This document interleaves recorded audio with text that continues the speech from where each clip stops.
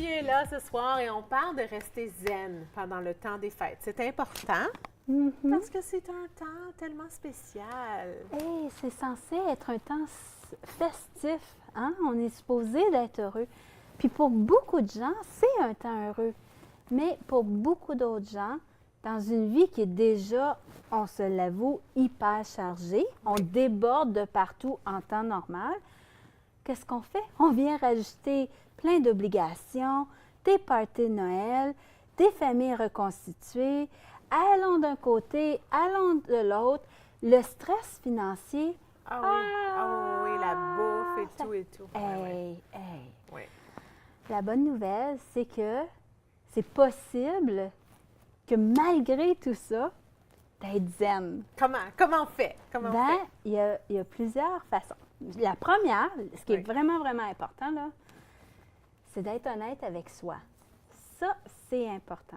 D'être honnête avec soi, de reconnaître ses limites. C'est quoi tes limites financières? C'est quoi tes limites d'énergie? C'est qui draine toute ton énergie? Hein?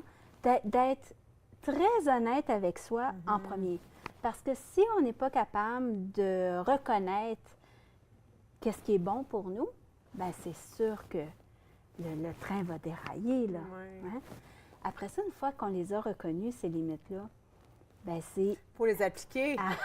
Faut les mettre en place. Faut pas dire oui à tout et tout Fait que, faire. Oui. Puis quand on parle de limites, on parle de budget, oui, c'est sûr, mais il y a plein d'autres limites, là. Les limites de prendre du temps pour soi, de dire non aux Juste gens. pour le sommeil. Juste de pouvoir dire non, j'ai besoin de respecter mon sommeil. On est sollicité de partout, hein? Oui. On va dans les magasins, puis là, donnez pour ci, donnez pour ça, donnez pour ci. Les enfants, si on a des enfants qui vont à l'école, là, maman, il faut que je fasse ça, puis là, maman, je t'ai invité là, puis là, maman, viens me reconduire là, puis là, maman, moi, je veux ça. Un instant, hein? Un instant. Mais moi, ce que j'aime bien, ce que je conseille souvent à de mes clientes, c'est d'avoir une partenaire, d'avoir quelqu'un, hein, un accountability partner, une partenaire qui va te rendre responsable de tes choix envers toi-même. Donc, tu fais des choix. Oui. Puis là, tu les partages à quelqu'un. Oui. All right? Puis là, vous décidez. Une fois par semaine, 2 fois par semaine, à tous les jours. Hey, puis comment ça va? Oh, je l'arrache aujourd'hui. Ah, ça va bien aujourd'hui. Mais quelqu'un qui est capable d'être franc et honnête avec toi, puis de dire, là, quand tu as dit oui à tout le monde, là, est-ce que tu t'es dit non à toi? Oui. Parce que quand on dit oui, on enlève la place de quelque chose d'autre. Oui. Mais des fois, dire oui à quelqu'un d'autre, c'est se dire oui à soi aussi. Oui. Mais quand les non s'accumulent, bien, on perd toute notre énergie. Une autre chose que j'aime bien, tu sais, les calendriers d'avant, là, on voit ça partout, les chocolats, les ci, les ça. Là. Moi, j'ai une grosse couverture. Oui. Puis je peux mettre une petite pensée ou quelque chose. Oui, c'est ça. Alors, c'est de prendre, de changer un peu notre mentalité de consommer, puis du chocolat, mais de tourner ça à tous les jours, d'ici à Noël. Qu'est-ce que je peux faire pour moi? Une action par jour. J'appelle ça un acte de générosité envers soi-même. Hein?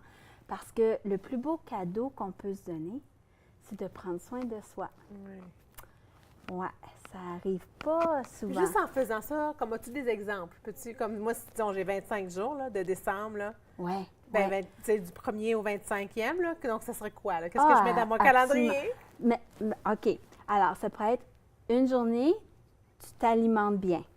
Oui. Une autre journée, tu vas pour une marche. Tu vas au cours de yoga, que ça fait 2 semaines que tu dis que tu n'as pas le temps d'y aller. OK? Un autre truc, ben, tu peux le mettre dans ton calendrier aussi, c'est avant de dire oui à quelqu'un, parce que si tu es comme moi puis que tu es très spontané puis tu veux aider la Terre entière, tu dis oui, mais tu donnes la permission de dire je vais y penser, je te reviens demain là-desses. Oui. De prendre du recul pour pas être dans la pression de dire oui.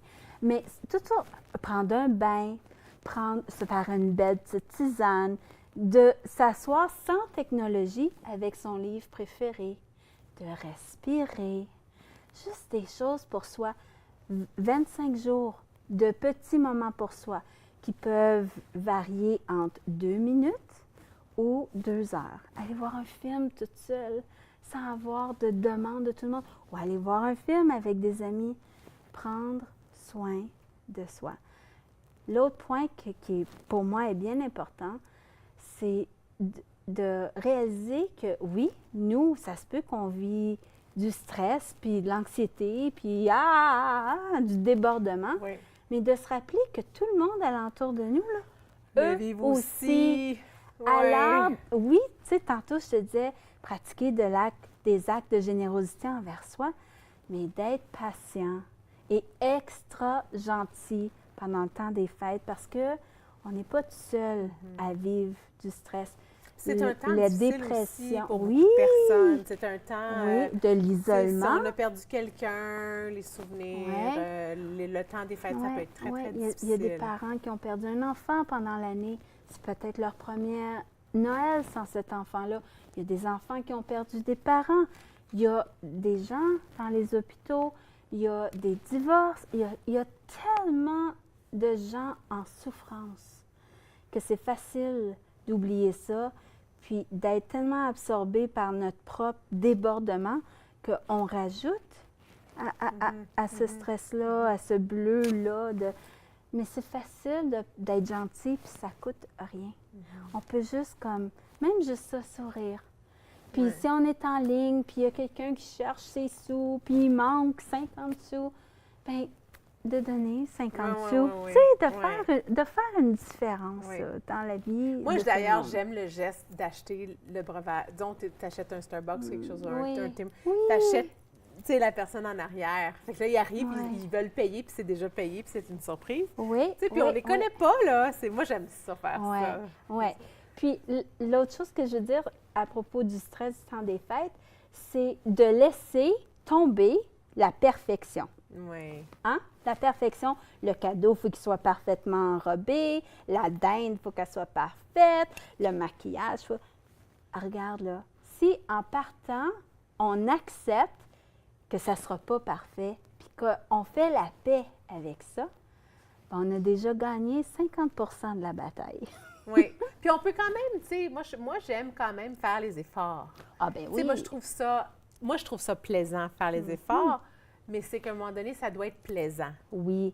Et de là, l'importance de trouver ses limites. Qu'est-ce qui est bon pour toi? Parce que ce qui est bon pour une personne ne sera pas nécessairement ce qui apporte du plaisir à l'autre. Tu sais? Oui. Alors.